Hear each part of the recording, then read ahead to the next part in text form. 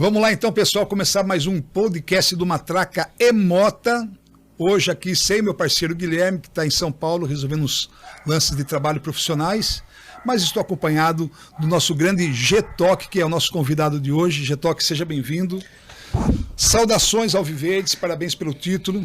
Fala, Matraca, obrigado pelo convite, prazerzaço estar aqui. Boa noite, Leandro. Pena que o Guilherme não está aqui, né? Queria dar um abraço nele também. E parabéns pelo título, saudações ao Viverdes, vamos pra cima esse ano. Eu ia falar pra gente vir cada um com a camisa do Palmeiras, pois mas tá muito pesado, precisa acostumar com o peso, ainda que é mais uma taça. Muita gente vai ficar aí meio... Então, você falou do Guilherme, vocês trabalharam juntos no Trem Fantasma, que foi o filme que o Guilherme rodou aqui em Tietê, né? Isso, quando eles já estavam com o filme pronto para rodar, eles vieram aqui para Tietê, ele e a Claudete, e Claudete entrou em contato comigo, perguntando assim, na verdade eles estavam procurando músicos aqui em Tietê que pudessem ter músicas que fizessem parte da trilha sonora do filme, já que o filme ia se passar em Tietê. Eles acharam super interessante colocar uma trilha sonora de tieteenses, e eles conversaram comigo. Eu falei, puxa vida, né? Era um filme infantil. Que é porque os atores todos eram de Tietê. Todos de Tietê, e é um filme infantil. Eu falei, puxa vida, eu comecei a pensar, falei, não tenho, né, nada, nunca fiz uma música com essa temática. Mas eu me lembrei de uma que eu tinha lá, estava encostadinha ali, que eu nunca tinha trabalhado com ela. E eu tinha uma gravação meio amadora dela, que eu fiz em casa mesmo, com meu equipamento ali. Ela não tinha muito recurso. Foi a única que eu consegui. Eu mostrei algumas coisas para eles e eu consegui, e eles ouviram essa, falou, essa tem uma, pode fazer parte, sim. A gente vai dar um jeito de colocar ela no filme. E aí eu mandei a música para eles. O técnico de som deles lá deu uma trabalhada no áudio. Tinha. Isso, essa gravação que eu fiz, que eu tinha lá. E ela ficou legal, né? Ele conseguiu dar um acabamento legal para ela, né? E a música entrou no finalzinho do filme, ali na parte dos créditos, né? Ela chama Rua Caio Graco. Rua Caio Graco. Ela já se chamava Rua? Você sabe que eu não me lembro agora, mas eu acho que eu tinha essa intenção, mas agora que você me pegou. Caio Graco tem a ver com a vida de G-Toque para virar uma inspiração? Eu nasci naquela rua, né? Onde foi filmado. Tem uma casa ali do filme que a menininha, filha do Guilherme, né? Uhum. Ela mora naquela casa, aquela casa da minha tia. Eu morava pra cá. Pô, mas então amarrou bem a ideia, né? Sim, eles encontraram um músico. Eu achei assim, a escolha da rua perfeita. Eu tenho uma ligação muito forte com essa rua, porque eu nasci ali, morei ali até os 15 anos. Então, obviamente, né, se é um filme infantil, tudo a ver com essa fase da vida da gente, né, com infância, começo da adolescência. Então eu achei que eles acertaram em cheio ao escolher aquela rua. E o título da música é Rua Caio Graco, mas não tenha dúvida que tem tudo a ver com a minha infância. Quando a gente for encerrar o bate-papo hoje, Leandrão, a gente tem na internet ela? Eu tenho todos os meus álbuns. Você tem um site, né? Meus álbuns todos estão no Spotify, nas plataformas digitais, né? Deezer, Spotify, Apple Music, cara, YouTube, ela entrega Music, tudo. Para isso a tecnologia ajuda bastante, né? Sim. Hoje em dia a gente nem faz CD mais. Uhum. Eu não tô mais gravando. Eu tenho 4 álbuns.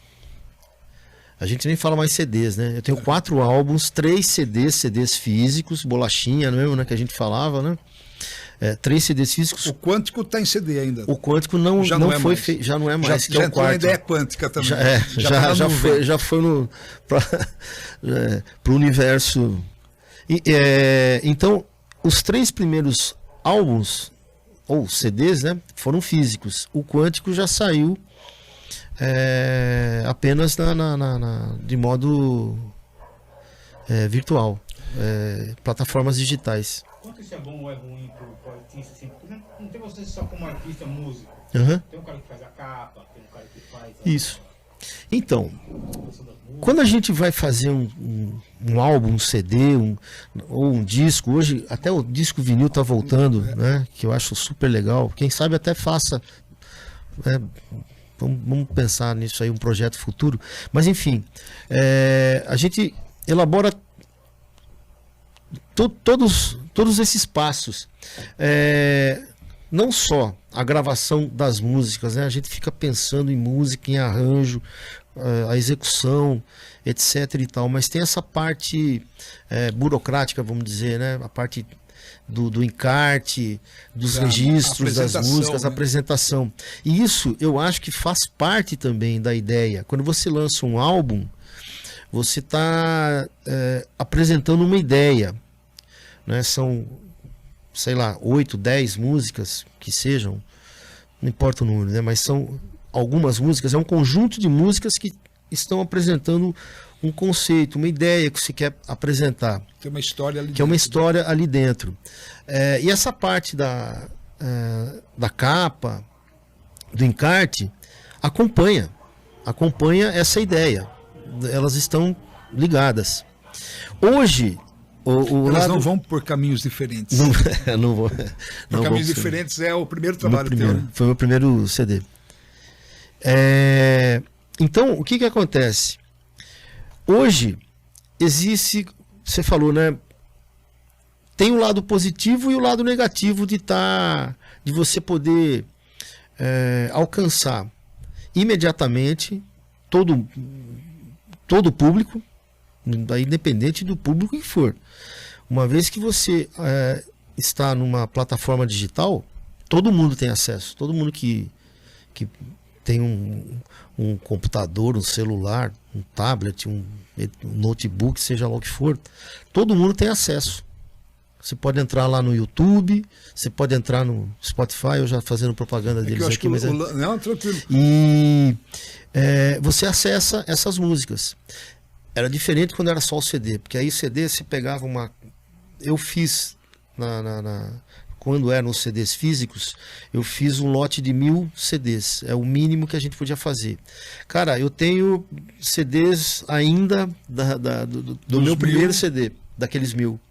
Tenho do segundo e do terceiro. Então fica, às vezes, ainda tem nessa um parte estoque. da entrega, cara, eu acho espetacular, porque a gente tem que correr atrás de rádio para poder levar o CD. Então o rádio quer, assim, para tocar no rádio, o rádio não tem, não sabe quem é. Então vai precisar do CD. Hoje não. Você fala aqui, você entra em contato com um programa, um podcast, onde quer que você quer, você falou ali, ó, tá disponível. Imediatamente o cara acessa. Antes não, tinha que pegar, colocar no correio, mandar para não sei aonde, ou ir pessoalmente. Você tinha 1000 oportunidades de atingir uma atmosfera, uma gama imensa de pessoas que estão distribuídas, porque seu nicho é diferente, né? Você não é um trabalho popular. A internet já entrega, porque tem o lance do algoritmo. Se você conseguir trabalhar legal o algoritmo, ele vai entregando para o seu público. Exatamente. Assim, tem o lado positivo e o lado negativo. Então, eu acho que o lado negativo, cara, eu estava até falando com não poder apresentar o que o Leandro estava falando. É não poder apresentar um encarte. Sim, você já tem um Infelizmente. Profissional ali que então, você dança, trabalha tudo assim, você pensa tudo naquela imagem de capa que vai ser disponibilizada nas plataformas digitais.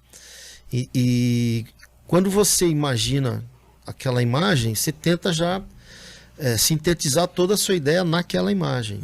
Foi o que eu fiz com o Quântico. Eles trouxeram aqui os LPs deles para apresentar e é muito icônico as capas, né? O Sgt. Pepper, os Beatles, Sim. Pink Floyd, aquele com prisma, é muito impactante aquele lá, né? Não, eles contratavam um artista, né? O cara era o... Tinha uma época que saía a eleição das 10 melhores capas de discos daquele ano, ou da história da música. Cara, pra mim aquela do The Country of Crimson King, do King Crimson, sabe? Aquela cara toda derretendo, é o mais louco que tem. Por dentro é mais viagem ainda. Se a gente for falar aqui, tem milhões, né? Cara, de capas. Eu peguei o Sul nesses dias e mandei uma letra lá. Porra, velho. Ele entregou uma música pronta. Aí eu comecei a pesquisar e tal. E tem bastante gente que está usando a inteligência artificial para complementar, né? Aí eu fiquei pensando é interessante como um laboratório, mas não nem longo prazo. Amanhã já, né? Eu acredito que já está do outro lado da ponte. O quanto é prejudicial também, do mesmo jeito do cara que faz o encarte. Porque é um estúdio, né? Hoje a inteligência artificial, ela está em tudo, em todos os lugares ao mesmo tempo, né? Enfim, não dá nem para ficar falando muito disso porque é desnecessário, mas eu penso assim, claro, qual é a finalidade? O que você quer? Você quer apresentar um produto, uma música sua, um conceito seu, autoral? Não vai dar para fazer isso imediatamente, como você faria com uma inteligência artificial. Eu quero uma imagem, eu quero uma música assim, assim, assim, assim, pum. Inspiração pelo prompt, né? Não é assim que funciona. Então, agora, no meio comercial, propaganda para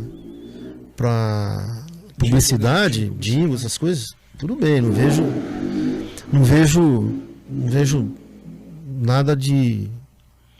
Porque aí, nesse caso, os caras estão correndo atrás de vender o produto, esse produto tem que atingir imediatamente as pessoas e tal.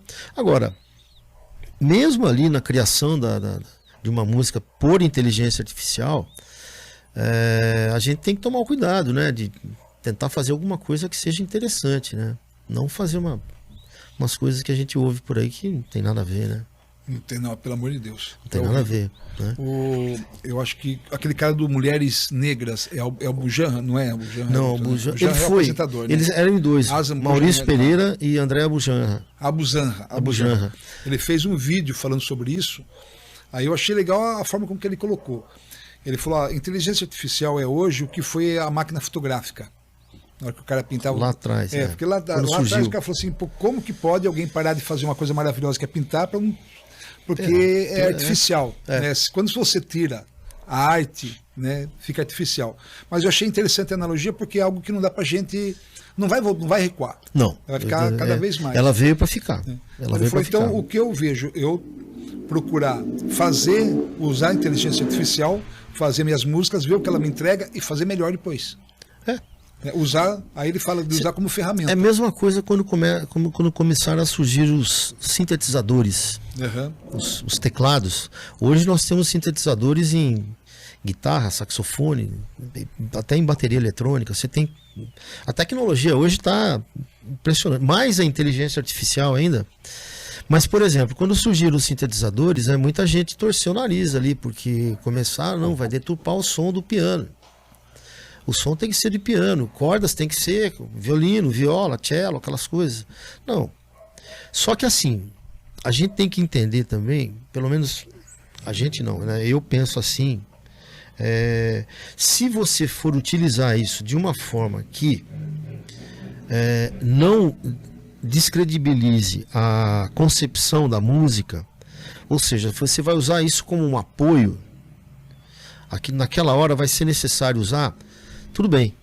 Eu mesmo já fiz isso. Eu tive um sintetizador de guitarra, usei no meu segundo CD, mas era um apoio. Ele não estava como, digamos, ele não era o protagonista. Entendi. Eu não estava usando ele como protagonista, porque senão fica uma coisa muito artificial.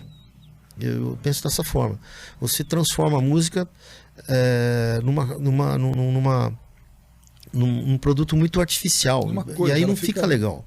Aí não é honesto isso com a música. Mas não, quando você usa como apoio, você sabendo usar como apoio, um instrumento de apoio que te dê um pouco de coloridos. Você tirar um som daquilo, né? Coloridos, é como um quadro. Você vai pintando, você vai colocando uma corzinha ali naquele ponto que estava faltando, uma cor verde do Verdão, ali um ponto azul e tal. Você fala, poxa, olha, ficou legal, acrescentou ali, ficou muito bonito. Nesse aspecto, pô, super legal. A mesma coisa com a inteligência artificial. Se você está em dúvida, pô, eu empaquei aqui nesse lugar, não estou conseguindo dar uma sequência. Eu vou perguntar para a inteligência artificial o que eu posso fazer, o que ela pode me sugerir. Aí ela vai sugerir alguma coisa, vai dar uma ideia. Você pode falar, pô, gostei dessa ideia. Não gostei, não vou usar, vou tentar por eu mesmo. Mas enfim, aí é. Ou dessa aí vai própria cada um. ideia te dá um horizonte, né? É. Para você seguir caminho. Cara, eu acho assim, eu sempre falo, né, que o compositor, o músico, o artista, ele é louco, né, cara? Agora, Um pouco, se para você pegar e escrever uma música, né, e pegar uma história e criar uma história usando as palavras, como que é criar uma história sem ter palavras, né, cara, instrumental? Acho que vocês são mais loucos ainda, né, cara? Vocês estão numa prateleira acima. Então, quando a gente faz, no meu caso, né, agora, falando do tipo de música com a qual eu me dediquei, né, eu acabei me enveredando para música instrumental, que eu sempre gostei da parte instrumental, mesmo quando criança eu ouvia, obviamente eu ouvia as músicas cantadas, mas tinha as músicas de orquestra também. Em casa tinha os discos lá dos meus pais das orquestras, né? Ray Conniff, Glenn Miller, Paul Mouriat, muitas versões e com músicas em versões instrumentais. Eu achava bacana também, eu gostava.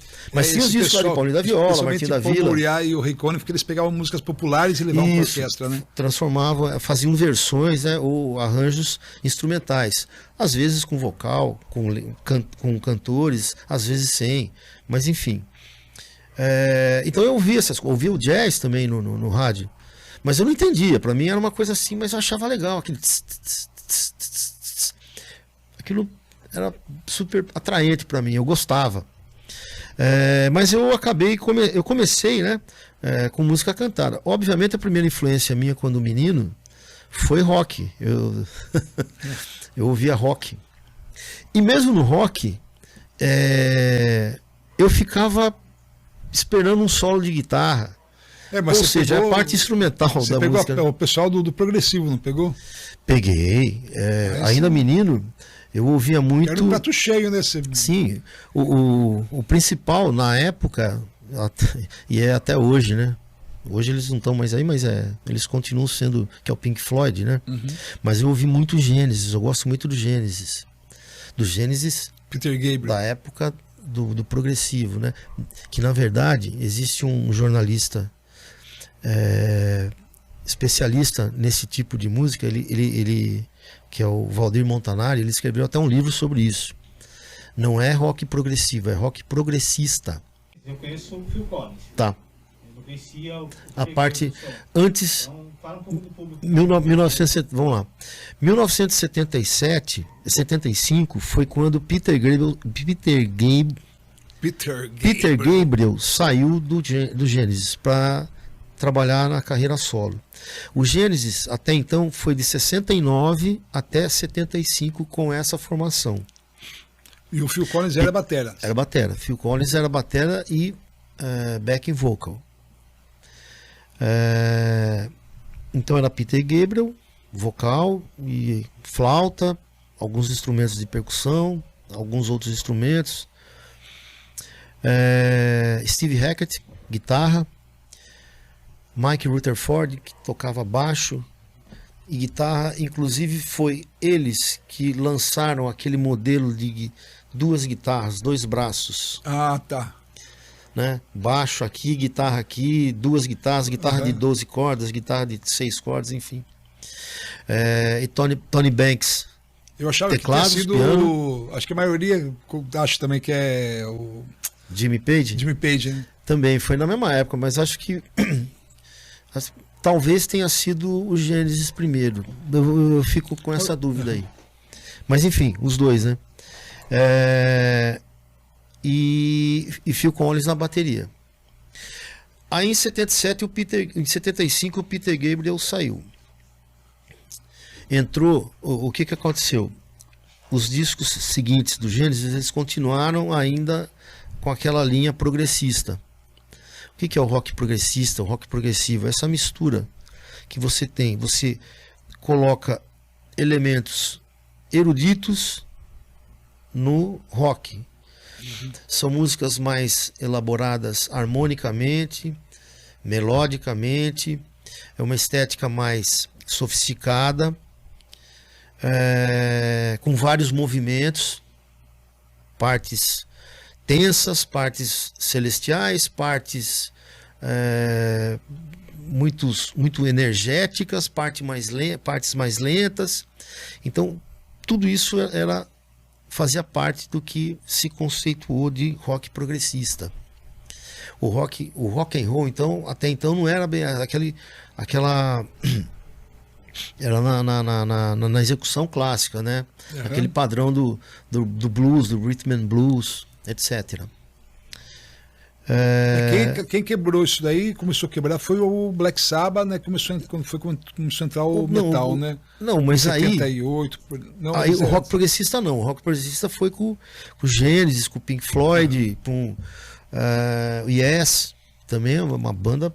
Não, eu tô falando assim, depois que quando o progressivo começou a sair do mainstream, na verdade.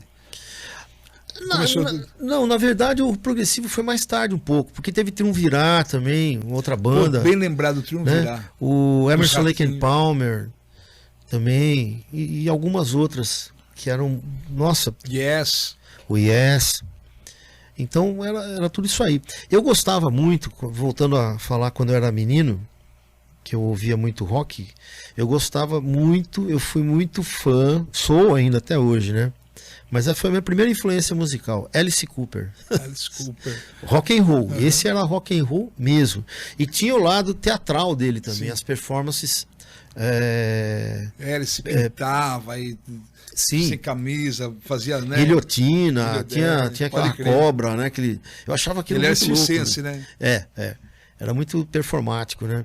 Eu achava aquilo bárbaro, sensacional. Mas eu gostava, assim, eu ouvia os discos. Eu conheci primeiro as músicas. Depois que eu vi na televisão, tinha um programa chamado Sábado Som. Nelson Motta que apresentava. Ali que eu vi a primeira vez uma performance de Alice Cooper. E aquilo eu falei, nossa, que legal, puta som e tal. Mas eu era um menino, né? Cara, quem conhece você sabe muito bem da paixão que você tem pelo Clube da Esquina, né? Até sim. com os queridos Loborges aí. Exato, Milton Nascimento e toda a galera. Como que eles se apresentaram para você? Foi. Eu já, ainda menino, tinha o quê? Uns 10 anos assim. Eu assistia televisão, ouvia a rádio e tocava músicas de Milton Nascimento. Né? Eu me lembro bastante do Carlos Bento, por exemplo, né? E eu gostava muito. Eu adorava as músicas de Milton Nascimento. Eu ouvia, eu ficava parado ouvindo e tal. Foi com o Milton Nascimento. Ele que foi o pontapé inicial. Aliás, o Milton Nascimento que é um marco na minha vida. Nessa minha história com música, né? Porque a partir desse momento, quando eu comecei a ouvir Milton Nascimento com mais atenção, porque até então, quando criança, legal, eu gostava. Mas teve um momento ali na adolescência que aquilo me chamou atenção. Aí foi a virada. Aí eu parti para música, para MPB de verdade, né? Comecei a ouvir Milton Nascimento. Então comprava os discos de Milton Nascimento e, como a gente estava falando com o Leandro, eu adorava ver os encartes. E no encarte tinha ficha técnica. Então você queria saber quem estava tocando a bateria, quem era o pianista, quem era o guitarrista, quem era o baixista, etc. Com isso você fica conhecendo um monte de música. Aí eu ia atrás, esse cara aqui é conhecido, né? Também, Wagner Tiso, Toninho Horta, Lô Borges, Beto Guedes. Aí eu comecei a ir atrás de ouvir os sons desses caras. Aí pirou, né? Aí eu saí do... Você já estudava música? Não, eu era moleque. Eu tocava, mas ainda não tinha começado a estudar para valer. Você não tocava. Não estava pensando em ser profissional da música? Olha, eu tinha sonho, eu sonhava, né? Mas na época a gente ficava naquela coisa, né? Será que vai dar certo? Será que... música é isso, música é aquilo. Você falava em casa... Cara, era uma coisa mais... Mas assim, com o tempo eu acabei seguindo para esse lado. É que na adolescência você foi tinha dando banda, tudo certo. Via Láctea, Meus pais, né? Sim. Boca, galera. Então, mas aí meus pais foram vendo que estava dando certo, então aí começaram a incentivar, né? Nessa época você já começou a estudar, então? Sim. Aí já comecei a estudar. Cara, você trabalhou na rádio comigo, foi quando onde a gente se conheceu. Eu era moleque pra caralho. E E vou até ser sincero, no começo, acho que eu já devo ter comentado que era muita informação o seu programa para mim. Né? Que eu cresci ouvindo Martinho da Vila com meu cunhado, João, meu cunhado, Cat Stevens, Cara, e rádio com a minha mãe. Né? Então, Ovelha, Gerry Adriano, Roberto Carlos, foi essa turminha aí. Quando entrei na rádio, tava aquela pegada do rock nacional forte. Né? Eu até falo que o que me salvou não foi o rock de Brasília, foi o rock de São Paulo, Ratos de Porão, Garotos Podres, tal, que eu gostava dessa coisa do social deles, da rebeldia. embora né? os de Brasília também tivessem bastante, Sim, né? sensacional, mas eu me identificava porque eu não sabia tocar e eu não tinha, eu era ferrado, né? Eu não tinha como ter uma guitarra. O único jeito era pegar uma guitarra velha da igreja, com uma corda, um amigo na lata, né? Então eu me identificava muito com essa rapaziada.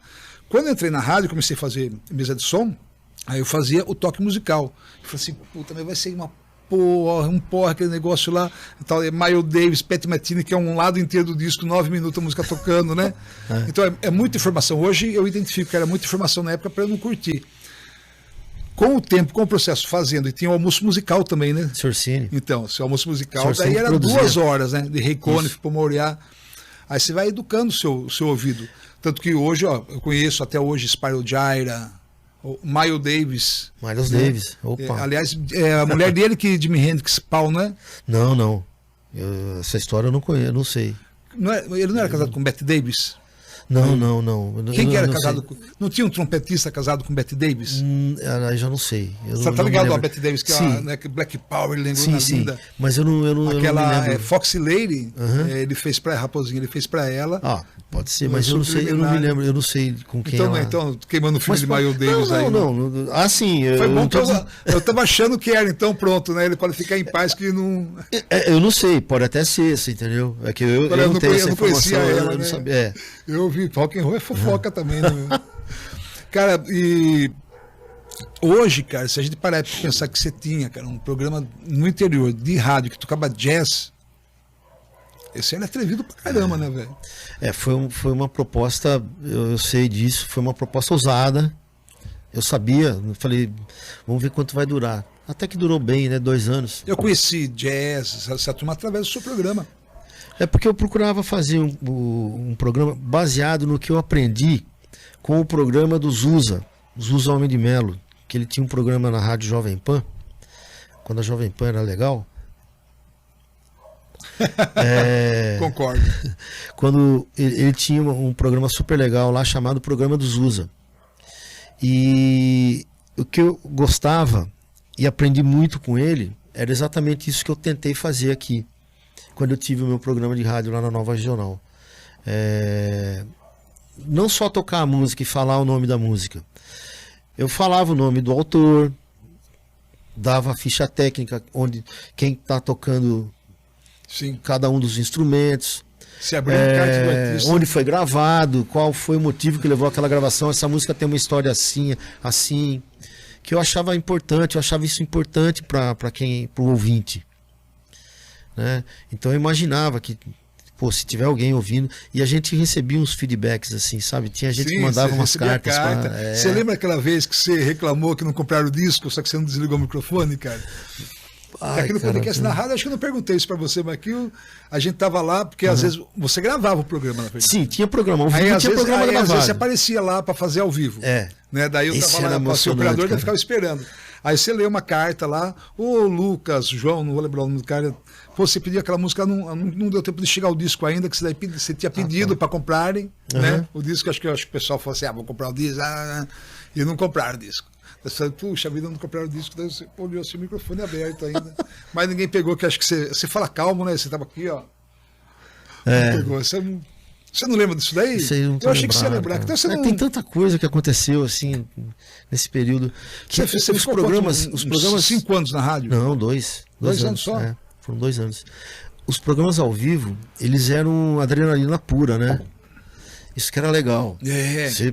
Então eu tinha que, enquanto estava tocando uma música, eu já estava pensando no que eu ia falar na próxima. Você tinha que ser DJ mesmo. Exatamente. Era aqui abrir, fecha o microfone, abre o som do disco, solta o disco e tal, e o que aí soltava a música, enquanto ela estava tocando, eu já estava pensando no que eu ia falar da próxima música. Eu tinha já Sorte que as durante o dia músicas eu fazia. Não, Você MPB levava? também. Tinha dia que era só MPB, tinha dia que era instrumental só, jazz e tal. Instrumental brasileiro que eu gostava, que eu gosto muito, que é a minha praia, né? Que eu tocava bastante também, Hermeto Pascoal, Wagner Tiso, Gilberto Gismonti, Grupo Zona Azul, Banda Mantiqueira ainda não tinha, era Banda Metalurgia. Enfim. Você levava coisa sua lá pra tocar, não levava? Levava também. Às vezes não tinha na rádio, eu levava os meus discos. Tinha dia que eu fazia ao vivo só com os meus discos. Eu levava de casa, eu já sabia das músicas, quais tal, então eu já soltava lá e... Cara, um programa de rádio desse é que nem compor uma música. Você tem que pensar, você tem que... Começo, se meio, elabora, fim, contar se elabora o história. roteiro, né? Tem que ter um começo meio... Exatamente, você tem que ter um roteiro.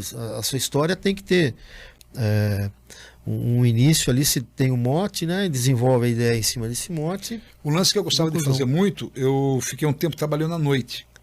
Aí eu entrava... Com composição também é isso, né? Quando você vai fazer uma música, você pensa nisso aí, na introdução, no desenvolvimento da ideia, A primeira frase... no clímax dela, no até caso- entregar o encerramento. A primeira frase eu Se falo, encerra, né, tá? É o a mote. frase que fala também da música? A gente fala motivo musical. Motivo musical. Bonito São isso. 2 compassozinhos ou um compasso, você já dá a ideia e em cima disso você desenvolve toda a sua música, toda a ideia que você quer passar daquela música. Você aposentou agora, né? Isso, lá como professor, No conservatório. no Conservatório Cara, mais de Tatuí. 20 anos, cara. Lecionando 20, lá no conservatório, mas eu já há 15 anos, antes do conservatório já estava... Tá, quase 40 anos já. trabalhando. Foram 35 anos, 36 anos Músico lecionando. e professor de música. Músico e professor, agora só músico. Toco lá na Big Band de Piracicaba, a Pira Jazz, Pira Jazz. que é uma curtição. A gente tem um projeto paralelo também da Pira Jazz, que é o Metais na Gafieira, que é uma formação Deve ser legal, menor né? da Big Band. É super legal. Tocava na Big Metal Band. é uma coisa lá que eu no- gosto pra caramba. Cara. Tocava na Big Band do conservatório também. Acompanhamos muita gente interessante, muita gente legal. Aprendi muito lá. Muito. E Dá saudades, claro. sente falta. Mas hoje eu tenho. Lá em Piracicaba. Você começou né, como aluno lá. Comecei como aluno. Entrei como aluno, saí. Que ano que você lembra? Quando Eu você- entrei em 92 lá, 1992. Comecei a lecionar em 2005. E terminei Você em entrou novo ainda 2025. ou já Não, eu já tinha 28 anos 28? quando eu entrei. Eu já estava Você já tem uma estudando. bagagem Eu musical. já estava estudando há 2 anos, lá em São Paulo, com o Jarbas, que é um guitarrista. Tocou com uma pá de gente aí. Ele é guitarrista hoje da banda Mantiqueira, uma big band muito legal. 2 anos lá com ele. Aí entrei em Tatuí, mas continuei estudando com ele. Eu fazia os dois. Estudava lá em São Paulo com ele Aham. e lá em Tatuí. Até me formar em Tatuí. Depois eu fiz o curso de arranjo para Big Band e música popular. Comecei a tocar na Big Band dos alunos, a Big Band Prata da Casa. Depois passei a tocar na Big Band do conservatório mesmo, que era a Você San deu aula, Jazz. você estava falando para gente do mundo inteiro, né, cara? Não, o conservatório tem essa coisa que é fantástica. Nós temos aqui em Tatuí, no conservatório, nós temos uma escola que é uma referência que, infelizmente, hoje ela está sendo Sucateada, usada, né? está sendo sucateada, ela está sendo usada para atender alguns outros interesses que não da educação musical e formação de músicos. É uma pena, mas ela continua sendo uma escola de excelência, professores espetaculares, professores maravilhosos. O ensino lá continua. Sim. Getoc não está dando mais aula lá, mas os outros professores são bons também. Você dava guitarra e violão? Getoc foi só um que passou por lá também, sabe? Só guitarra. Eu dei aula de guitarra, dei aula de matérias teóricas, harmonia, teoria, prática de conjunto. Você não vai lembrar, mas eu fui seu aluno por acho que 2 aulas, né? Lá em casa. Até você apresentar o Bona para mim. Isso. Quando você apresentou o Bona, eu sumi. Você sabe o que é o Bona, Leandro? Bona é a Bíblia do músico, cara. Não, eu falei, não, nesse não teve jeito. Meu professor falou assim, você quer aprender a ler partitura? Eu falei, claro, né? Tô precisando, quero, porque eu sinto que agora chegou a hora, né? Eu tenho que fazer isso, senão eu vou ficar parado no tempo. Eu falei, tá, então, ó, Bona, vamos lá. A diferença do conservatório está feito com uma faculdade de música? Tem faculdade de música? Tem. Tem muita diferença do conservatório com a faculdade? Não, basicamente, por exemplo, você pega o conservatório e o curso de música da Unicamp, lá em Campinas. É o mesmo conteúdo, né? Para entrar também é uma coisa. Para entrar mesmo. Só que na Unicamp você vai fazer o vestibular mesmo, como qualquer outro candidato lá. Não tem aquele teste de aptidão. Não. Tem, né? Você vai fazer esse teste depois. Para ver qual a graduação que você vai entrar. Você faz inscrição para fazer o vestibular. E depois, que é igual a qualquer outro vestibular, né? Você tem que fazer a prova de matemática, português, geografia, todas elas. Depois você vai se fazer a prova de aptidão. Mas aí a vaga já é sua daí, né? Não tem como ser... eu já não sei como é que faz tempo que eu não converso sobre isso aí. Não sei se continua do mesmo jeito, mas acho que sim. Eu tô preciso... Não me lembro bem se de repente você... Precisa falar com o Maurício. O Maurício é formado lá. O Maurício, sabe Maurício? O Maurício Bruce. O Maurício Lima. Traz ele um dia para você trocar uma ideia. Não, o Bruce é o apelido dele. Ele traz né? Ele. Ele é formado, não é só completando, ele é formado lá. Ele é maestro, ele continuou, ele seguiu. Sim. Ele não só se formou como músico, mas como arranjador e maestro. E ele é mais ou menos parecido com você, desde sempre já gostava de um negócio diferente. Ele foi meu aluno também, ele começou ele morava na rua de cima de casa, lá no Bonanza. Isso. 2 ruas pra cima, lá, bem perto da esquina, a minha também. Cara, a gente tá vendo aqui seu release. Você trabalhou com um monte de gente no Brasil inteiro também, né, cara? Sim. Só acrescentando, né? Que quando o professor lá, você perguntou... a gente tá falando do conservatório, perdão. Você falou a procura de alunos, né? É gente de tudo quanto é lugar. Né? Eu dei aula para peruano, para colombiano, para dinamarquês. Veio até um rapaz do Japão, dei aula para ele um semestre. Ele formou-se lá com a gente. O dinamarquês foi que participou com você no... Não, aquela foi uma percussionista. Tá, uma moça que participou. Ela veio estudar percussão no Tatuí e chamei ela para gravar no meu CD. Percussão, hein? A moça, ela veio da Dinamarca para estudar, porque ela queria aprender a tocar pandeiro. Ela já era percussionista, mas ela queria aprender a tocar pandeiro, que ela queria tocar pandeiro no choro, na música brasileira e tal. E aprendeu? Tocou super bem.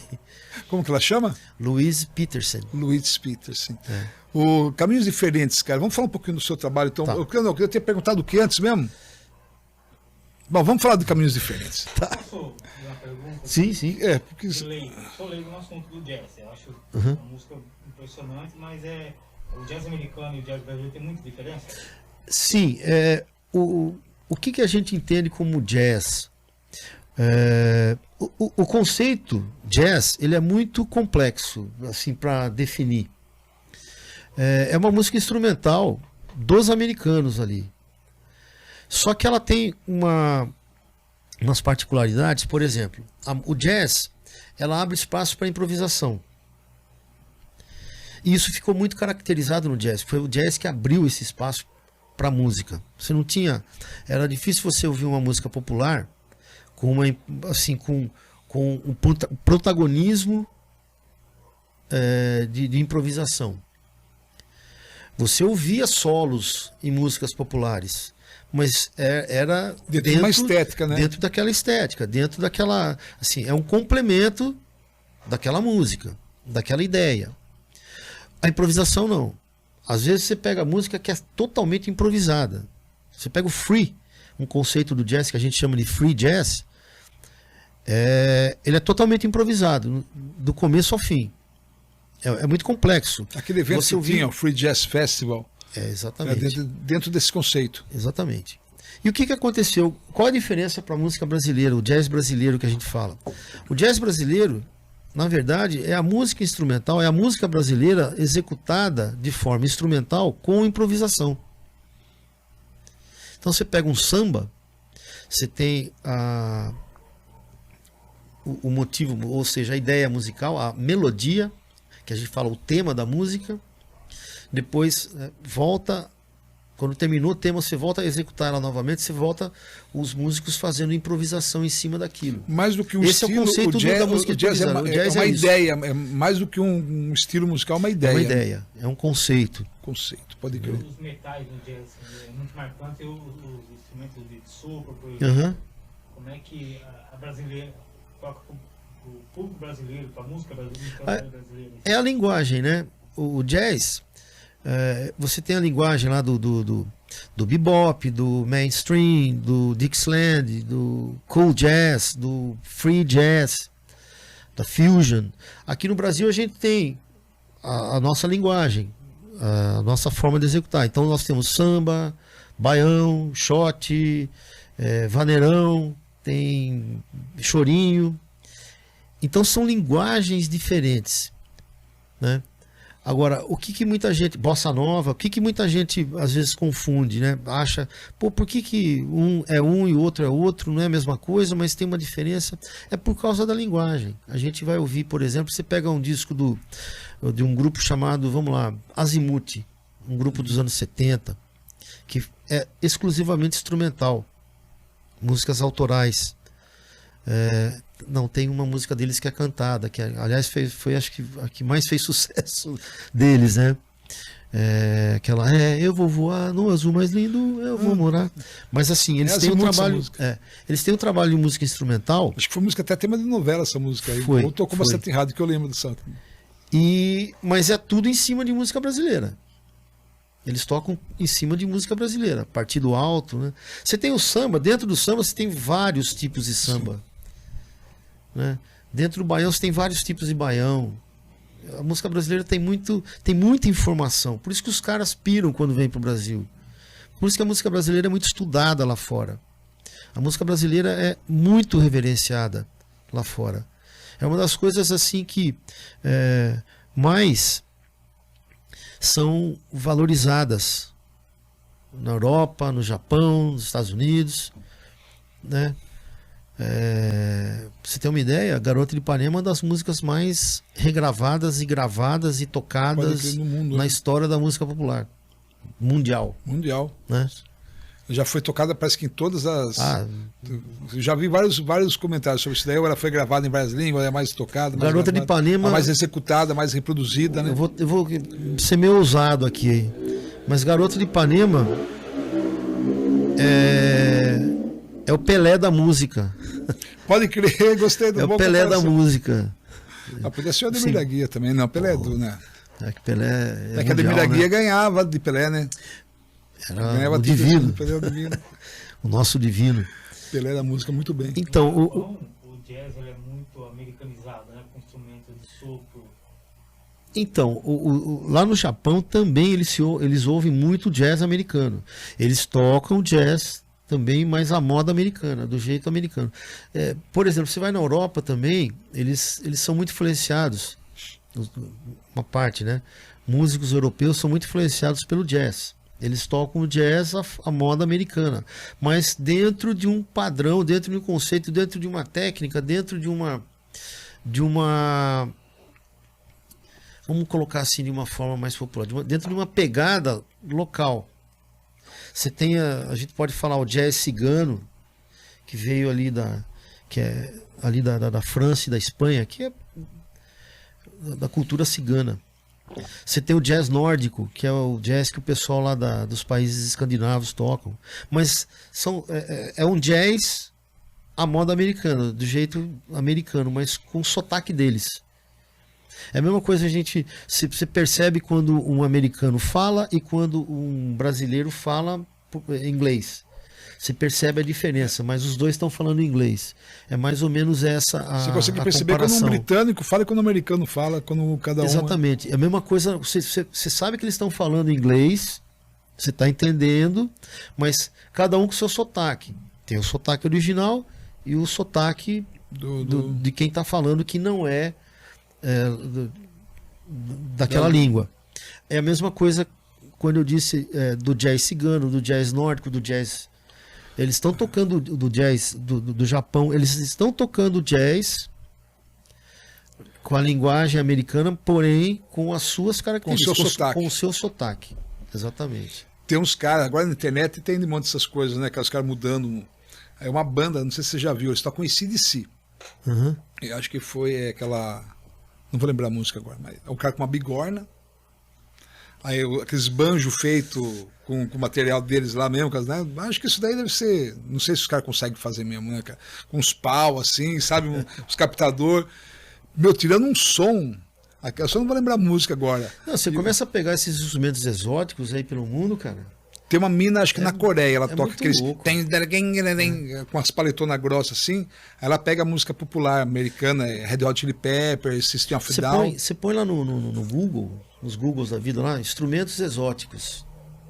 Você vai ver ali que tem... O que você já colocou de exótico nos seus álbuns de diferente? Vamos lá. Não confundir exótico com erótico. Hermeto Pascoal já chegou a colocar Hermeto Pascoal porco no palco, né? Galinha. Hermeto é louco. Eu não sabia disso, mas acredito. Porque eu já sei quem é Hermeto. E Hermeto é um cara que, pô, não tem o que falar. Genial. Tinha as loucuras lá, mas o cara é um gênio. Mas enfim, na minha música de exótico, não até agora não coloquei nada. Não, deixa eu pensar aqui. Das que eu registrei nos álbuns, não. Até o momento, não. Não pensei em nada disso. Então, você usa basicamente o que nos seus álbuns, na hora que você vai gravar, né? A minha forma eu penso muito, digamos, organicamente. Guitarra, baixo, bateria e piano. Tá? Eu gosto dessa formação. Nada contra. Mas assim, basicamente é isso. Mas eu já fiz com outras formações também. Já gravei com outras, mas basicamente o meu som é esse. E sem muita... vamos dizer, sem muito pano de fundo. Que seriam os complementos. Ali uma guitarra, um piano, um baixo, mas já fiz também e acho legal, né, várias camadas de guitarra, 2 pianos com sintetizador, já fiz também, curtição, adoro, mas basicamente é isso. Hoje eu já estou começando a abrir um pouco mais esse leque, né? Tá na ponta aí para fazer o 5º álbum. Eu já tenho 4 músicas, inclusive elas já estão nas plataformas digitais, mas em forma de single. E eu fiz, foram 2 músicas com essa formação, né? Piano, baixo, bateria e guitarra. Uma eu fiz sozinho com o uso, assim como foi no Quântico, de sequenciadores. Eu sequenciei baixo e bateria. Nunca tinha feito isso. Quis experimentar. O Quântico foi assim. E o Quântico também foi por causa da pandemia, né? Então não dava para reunir a turma, eu fiz em casa, depois fui pro estúdio. Que tava vindo aqui, eu ia perguntar para você, foi dentro da pandemia, né, cara? Foi na época da pandemia. Então ele traz dentro dele ali bastante reflexão sua. Exatamente, foi um momento de introspecção, tem uma música chamada Introspecções. Foi um momento de recolhimento, reflexão. Bom, e saiu. Agora eu tô querendo fazer também, agora com com algumas outras formações mais, assim, com formações diferentes, né? Então, tem mais duas que eu vou fazer com a banda, com o grupo, mas tem mais umas duas, três, uma eu fiz sozinho, com várias camadas de guitarra, né? Chama Jazz Caipira. Aliás, o álbum, já falei, né? Vai se chamar Jazz Caipira. Depois eu vou pegar todas essas que eu estou gravando no formato single, né? Aí transforma aquilo num álbum, que vai ser o álbum Jazz Caipira. Você falando assim, já dá para imaginar que você vai colocar uma viola. Não, não é, pior que não. Não? Não é esse o conceito. O caipira não significa isso. Vou colocar a viola. Embora a gente associe a palavra caipira a viola, por exemplo. Uhum. Mas não é essa. O jazz também pode ser caipira como a viola. Poderia colocar, seria interessante. É que eu não sei tocar viola. Mas poderia chamar alguém, entendeu? Mas a ideia é outra aí, né? O que é o jazz caipira na minha...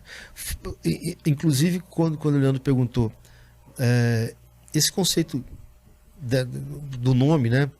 Jazz caipira, para mim, significa o quê? A música instrumental com improvisação feita aqui no interior de São Paulo, nessa região caipira aqui, Tietê, Tatuí, né? Você acabou de explicar, né, do jazz. Por conta da minha origem. Eu sou daqui de Tietê. Tietê tem uma tradição muito, muito forte com a música caipira por conta de Cornélio Pires, né? Mas assim, é uma música que a gente toca com essa temática de improvisação. Tema, improvisação, algumas variações, que veio dessa escola do jazz, que a gente estuda, né? Então Tietê, Tatuí, Piracicaba, Sorocaba, Campinas, essa nossa... Ou seja, é música instrumental com improvisação feita nos interiores do Brasil. Não precisa ser só daqui de São Paulo, né? Mas é uma música fora do centro. É uma ideia de música improvisada fora dos grandes centros, né? Fora de São Paulo, Rio de Janeiro. Falta mesmo essa cultura, apresentar esse estilo musical, né? No grande centro é fácil você ter esse estilo musical, porque tem nicho, né, mano? No interior já é mais complicado. Fazer música instrumental, viver disso no Brasil é difícil, mesmo nas grandes cidades, mesmo nos grandes centros. No interior, mais difícil. Que diria aqui no interior, né? Que é bem mais complicado. Mas a gente não desiste, não. A gente vai para cima. Então, eu estava falando que daí você estava falando do conservatório, aí eu cortei você, daí eu não lembrava, né?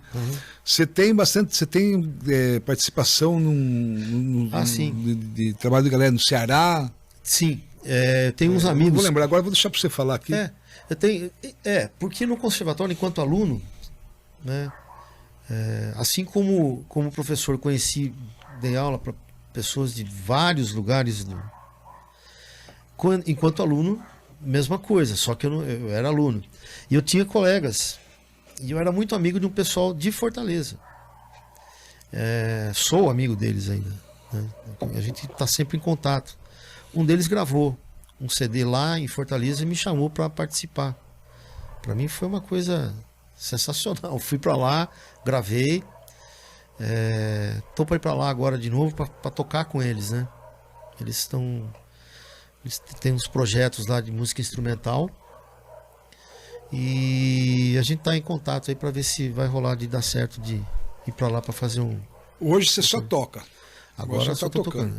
Depois que você fez 45, depois você eu não quero mais agora dar o salvo. 45 de trabalho. Você já tocou assim...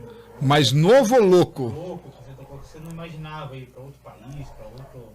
Chamar você a apresentar o seu... Olha... Você se apresentou fora do Brasil já também, né? Uma vez, no Festival de Jazz em Assunção, no Paraguai. Teve um festival de jazz lá, fomos com a Big Band do Conservatório. Mas, assim, o lugar mais louco que eu toquei... uma mulher foi lá e abriu sutiã, essas coisas que ele quer saber. O cara chegou lá e falou, toca Raul... Não, G-Toque é outro rolê, cara, viu? Não, aí, além da Big Band de Piracicaba, Eu toco também, tem um grupo aqui, que é a gente faz o Sol Brasil, né? É um grupo que eu tenho com amigos aqui, que a gente faz barzinho. Puta, teve... Ó, quando era... Uma das primeiras vezes que a gente foi tocar, nós fomos tocar numa festa junina, lá no Luiz Antunes, na escola. Era o nosso grupo Via Láctea. E a gente foi tocar, montaram um palquinho ali pra gente. Pô, instrumentos nossos eram muito limitados, a gente não tinha, né, 18 anos, né, mas a gente tentava. E era um microfone só pra gente cantar. Nós cantávamos em 3, né? Eu, Boca e Neto Pinta. Mas normalmente assim, às vezes tinha 2 microfones e tal, mas nos 3 ali, às vezes no mesmo microfone. Só que o detalhe, não tinha caixa de som. Saindo naquela corneta. Aquela corneta da Kombi, né? Que passa vendendo passava a vender Pamonhas de Piracicaba, sabe? Aquela cornetona. Putz, cara, então foi legal pra caramba. Aquilo foi uma coisa diferente. E aposto que vocês curtiram, né? Não, pra gente... a gente não tava nem aí com isso, né? O que a gente queria tocar, né? Eu vi uma foto suas acho que era no 18, MPP, 17 anos, 18. Que tinha, que eu achava fantástico, cara, o MPP. Pois eu conheci muita música pelo MPP, que o pessoal cantava Beto Guedes, foi naquela... O MPP era o festival do Plínio, da escola Plínio. Eu peguei final dos anos 70 esses festivais. Isso. Eu lembro que eu era bem pequenininho. O primeiro foi em 1980, exatamente em 1980. A gente montou um grupo na nossa classe para participar. Ali que foi digamos assim, um pontapé inicial. Pontapé inicial, né? Redundância. Ali que foi pontapé para mim, né? Depende se é o segundo tempo, não é o pontapé inicial. É verdade. E ali que foi para mim o start. O gatilho. Eu já queria, então aquilo foi uma oportunidade de firmar, sabe? Falar isso aqui mesmo que eu quero. Confirma, é isso aí mesmo que eu quero. Você só trabalhou com música, né? Não, já trabalhei em cartório, já trabalhei... já fez os trampos? Eu já fui office boy, trabalhei em banco. Já trabalhou em banco de camisinha? Trabalhei como comerciante também, fiz um pouco de algumas coisas. Dá um recado pra galera, você que tá acompanhando a gente, o nosso Instagram tá bombando, vamos agradecer a todo mundo aí que tá curtindo, estamos com bastante seguidor, tudo orgânico, né? Eu não sei quantos mil, são 5 mil, é isso? Tá indo pra 6 já? Legal. Agora no YouTube tá fraco, galera, então vamos curtir, vamos compartilhar, e esses scores que vocês assistem com a gente aqui, tá todo ele lá no YouTube, beleza? Deixar um abraço pro Leandrinho, nosso parceiro também, o Bisnaaga, que tá sempre colaborando com os vídeos com a gente, e tem uma pessoa muito especial que é a Tita, não sei se você conhece a Tita já, ela é uma artista sensacional, tá morando aqui em Tietê também, e ela tem colaborado com os nossos convidados com presente. Opa! Né? Então, tá pronto já, Leandro? Vamos ver o presente do G-Talk, então. Que isso? Ah lá, rapaz. Só que tem que levar eu e o Guilherme de presente junto lá. Você vai de pendurado na clave de sol. Clave de sol. Nossa, que legal, cara. Ela faz Andréia. Faz caricatura, né? É óbvio, né? Andréia, né? Andréia. Mas é Tita. A Tita. E ela tem uma história super bacana, ela apareceu aqui com a gente, batemos um papo, deu um ruim, ela veio fazer o podcast com a gente e perdeu, né? Perdeu a gravação, teve que voltar de novo. Puta, mas que deselegância. Mas ficamos super amigos, ela fazia, né? A gente veio entrevistar ela para a caricatura, ela ficou uma parceira nossa. Aí falou, não, todo convidado agora ganha uma caricatura, eu vou mandar a sua pelo WhatsApp. Tá bom? Muito obrigado. R$250, né? Ela tá cobrando, né? Barato, brincadeira, gente. Tita, muito obrigado. Meu irmão, eu que agradeço aí a sua presença. Valeu pelo bate-papo. Tá convidado para vir mais vezes pra gente é só chamar. Trocar mais ideia. Eu ia trazer uma breja, mas o Guilherme não estava aqui também, e é segunda-feira, né? Você falou, né? Então, é segunda. Então vamos combinar numa sexta com o Guilhermão aqui, da gente tira uma onda. Com o maior prazer. E fala mais sobre música, sobre jazz, sobre música instrumental, sobre o que você quiser falar. Estou aqui à disposição, é só chamar. Suas redes sociais, cara, e as suas músicas, o pessoal encontra onde? Qualquer plataforma digital, iTunes, Spotify, Deezer, etc. YouTube. G-Talk, sem o E, né? Não, G-Talk mesmo, como está escrito. G-E, acento, T-O-C-K. E também, pelo G-Talk, vocês podem me acompanhar pelo Instagram, Facebook, YouTube. Também tem o alguns vídeos no YouTube. Beleza. Poucos vídeos, mas... Oi. O G-Talk aceita trabalhos de contratar alguma coisa para tocar num barzinho? Sim, a gente faz, eu faço isso. Isso eu faço. Procura na rede social, acha você lá. Sim. É só entrar em Qual contato. que é o próximo evento que você vai fazer essa semana? Vai ter quinta-feira pro ar já o podcast? Tem. Quer Acho anunciar que algum lugar pra aí tocar aí? é com o pessoal, com esse grupo que eu toco aqui em Tietê. A gente vai tocar no Escondido. Dia 27. Escondido não é ali indo pra casa do meu irmão? Não, aquele é Escondido. Jack's Pubs, né? Ali é o Jack. Jack's Pub. O Escondido ali na Tenente de Las, onde, lá no fundo Ah, tá. das lojas ali. Aham. Agora Lauro não tá, mas é do Felipe Melo. Felipe Melo, ali pode crer. Ou naquele que tem aquelas Eu várias acho, lojinhas. eu acho que tá confirmado, dia 27 agora, não fim de semana, vai ser uma sexta-feira, 27? Sexta-feira, às Vida 8 louca. horas. Até jazz, então, G-Talk. Gostei do jazz. até jazz, gostei até jazz. Até jazz. Obrigado, estou muito feliz e quando quiser, estou à disposição. Então, o Guilherme falou, aquele G-Talk lá palmeirense, vocês ficavam falando muita besteira. Aquele é santista, né? Eu falei, eu não vou faltar.